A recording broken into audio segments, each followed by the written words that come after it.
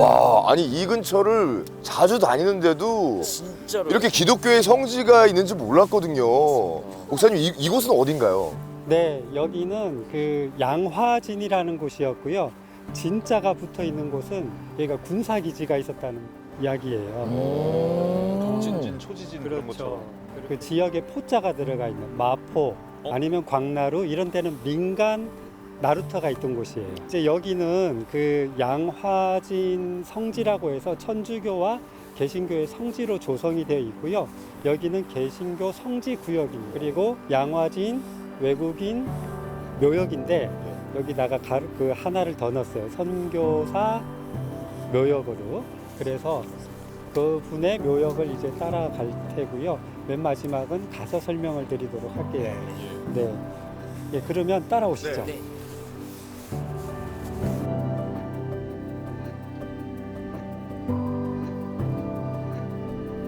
여기에 보시면 베델은 선교사는 아니죠. 아까 말씀드렸던 베델은 대한매일신보를 대한매일신보 사장, 대영국인 배설지묘 이렇게 되어 있는데 배설은 베델의 한국 이름이에요. 보시면 아시겠지만 건국훈장 대통령장을 받으신 분이시죠. 그만큼 대한민국 정부를 수립하는데 공이 크다는 의미로 받으신 분이에요. 이 묘역에 그 건국훈장을 받으신 분이 두 분 계십니다. 이 한 분은 이제 베델이시고요.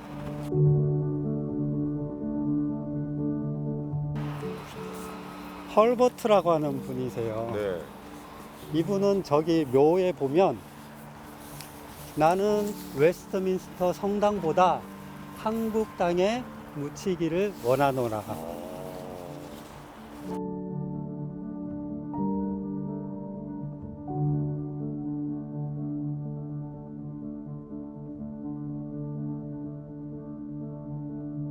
한국이 억울하게 국침을 당하고 있다라는 것을 알리기 위해서 헤이그의 특사로 파견을 하게 됩니다. 고종 황제가.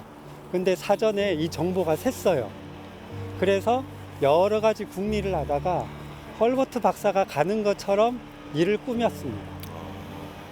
그래서 온 관심이 헐버트에게 묻히게 하고 조선의 일은 조선인이 직접 국제사회에 고발하는 것이 좋겠다라고 해서 이준 열사를 보내드리죠. 대표적인 일이긴 한데 헐버트 박사는 이러한 일들에 굉장히 애를 많이 쓰시게 되고요. 그 한국이 해방되고 나서 이승만 박사의 초청으로 한국에 왔다가 갑자기 병사를 해서 돌아가십니다. 피부색은 다르고 생각은 조금 다를지 몰라도 아까 말씀드린 기억을 공유하는 사람들인 거죠.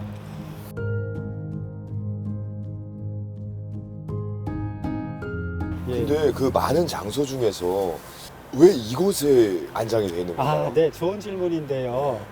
원래 사대문 안에는 묘를 못 쓰게 돼 있습니다.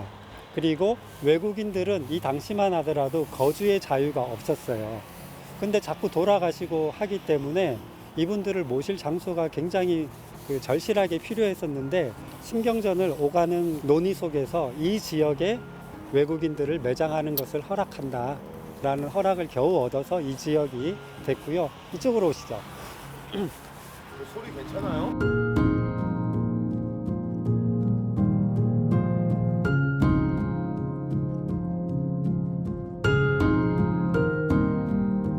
여기는 이제 그 외국인들의 아이들의 묘지예요. 뭐 초창기에 이렇게 되어 있지만 이후에도 얼마나 많은 아기들이 이 땅에서 빨리빨리 사라져 갔는지를, 어떤 경우는 그 출생 연도랑 일몰 연도가 없는 케이스도 있어요. 태어나자마자. 엄청 조그만 네. 네.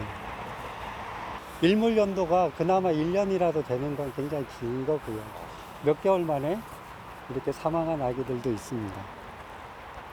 우리 저기 민현 씨가 또 눈물을 흘리고 있어요.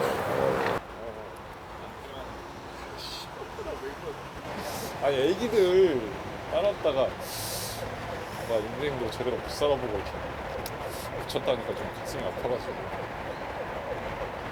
그런데 한때 서울 옆에 좀 의미 있는 곳에 이렇게 자리가 있다니까 자주 한 번씩 와야겠네요. 아, 정말 감사합니다. 구한말의 그 굉장히 굴곡진 역사 가운데 우리가 별로 힘이 없었습니다. 러시아, 중국, 일본이 우리나라의 주권을 사실은 뺏으려고 다 애를 썼던 나라들이고 결국은 일본이 조선을 차지했었죠. 그런 의미에서 우리를 도와준 외국인들이 있었다. 그 사람들은 우리의 친구였다. 그리고 저 아이들 목만큼 우리들도 우리 주변 나라들 그리고 우리나라에 와 있는 외국인 노동자들 돌볼 수 있는 마음이 생기면 충분할 것 같아요. 네, 가시죠. 네.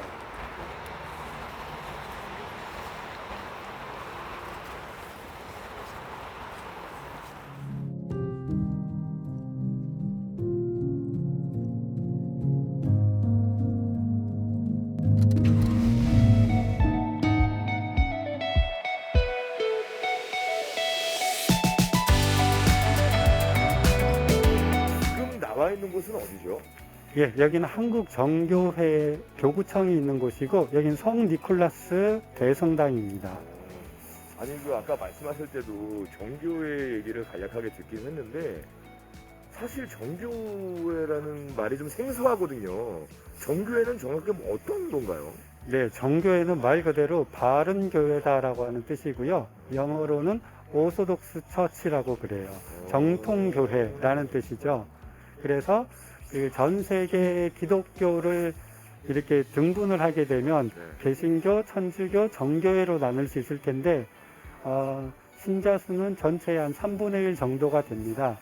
주로 동유럽 쪽에 많고 그리스나 이쪽에 많이 있기 때문에 저희들은 잘 몰라요. 한국에 많지도 않고. 특별히 정교회의 기여라고 하는 거는 그 생명세계 보호, 요즘 그 기후위기 이런 것들 많이 이야기하는데 정교회의 신앙이 그러한 것들을 극복하는데 굉장히 많이 기여를 하고 있어요.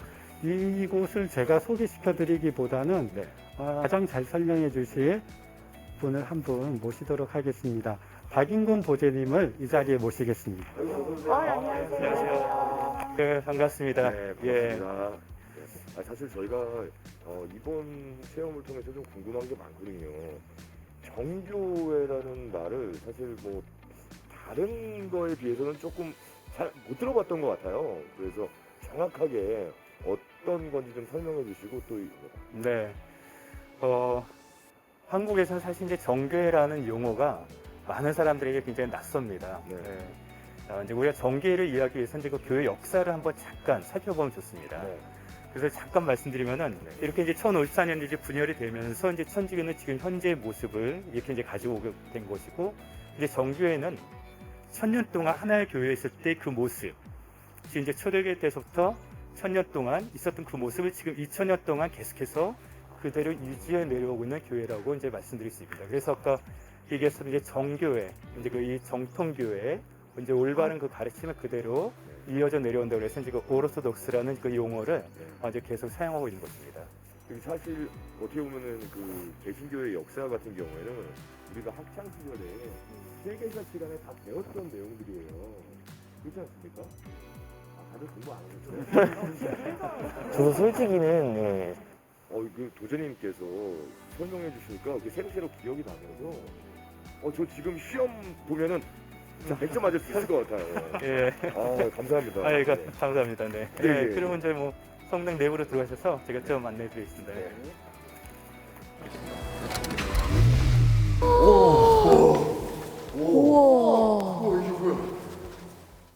야, 이게 또 밖에서 봤을 때랑 느낌이 또 완전 다르네요. 이제 그 건축 양식에 대해서 잠깐 말씀드릴게요. 지금 이제 여러분들이 계신 이 성당은 이제 이 정교에서 가장 대표적인 건축 양식, 우리가 이제 비잔틴 양식이라고 합니다. 그 특징은 가운데 동그란 도움이 있고요. 그래서 이제 위에서 내려다 보면은 십자가 형태로 되어 있습니다. 보시면은 평면도가 이제 십자가로 되는데 꼭 이렇게만 지었던 것은 아니에요. 이제 다만 이제 비잔틴 대육 시대 하면서 이제 이것이 대표적인 건축 양식으로 이제 쭉 내려와요. 그러면서 아까 말씀드렸던 이제 11세기에 이제 이 분열되면서 이제 천주교는 서방 유럽의 이제 영향을 받으면서 문화적으로 그쪽이 이제 건축 양식, 이제 우리가 고딕 양식이라고 그러죠. 네. 그래서 이제 고딕 양식이고 저희 이제 정교에서는 이제 그 비잔틴 양식이 전 세계의 대표적인 건축 양식으로 쭉 내려와요.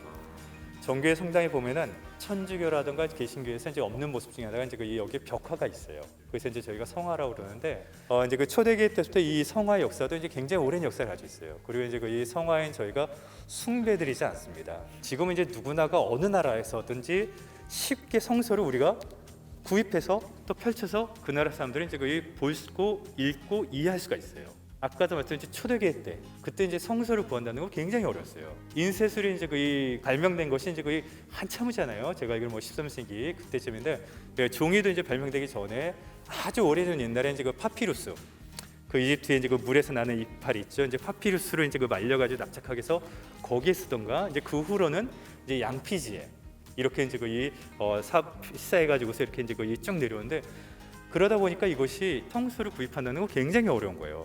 이제 그러다 보니까 이제 그리스도인들은 바로 이제 그 성당에 와서 이 성화를 통해서 이제 그 이 주님의 이제 즉 성서의 말씀을 또 이제 배우는 것입니다. 그래서 이제 그 성화를 사용하는 가장 첫 번째 주된 목적은 가르침을 주는 데인 거예요. 네, 지금 이제 그 한국에서 이제 정교의 역사를 간단하게 말씀드리면 이제 1900년에 처음 들어왔어요. 처음에는 러시아 선교사들이 들어와요. 처음으로 이제 그 한국에서 이제 성찬 예배를 드리면서 이제 정교 역사가 시작되는데 1904년 5년에 한국에서 러일 전쟁이 일어나요.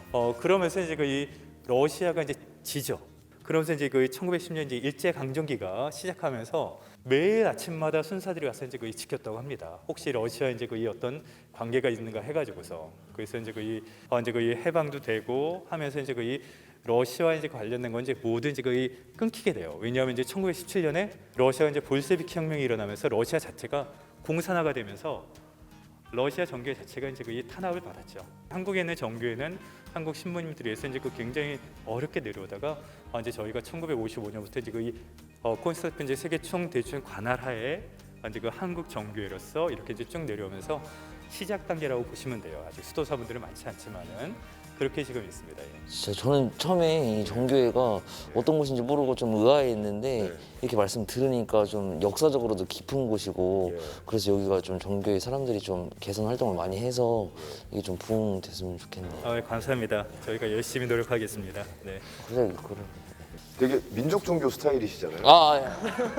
아니 근데 그거는 솔직히 좀 리스펙은 해줬으면 좋겠습니다. 사람 취향이라는 게 있어. 오늘 말씀 정말 감사합니다. 예. 감사합니다. 저희도 감사합니다. 이렇게 좀.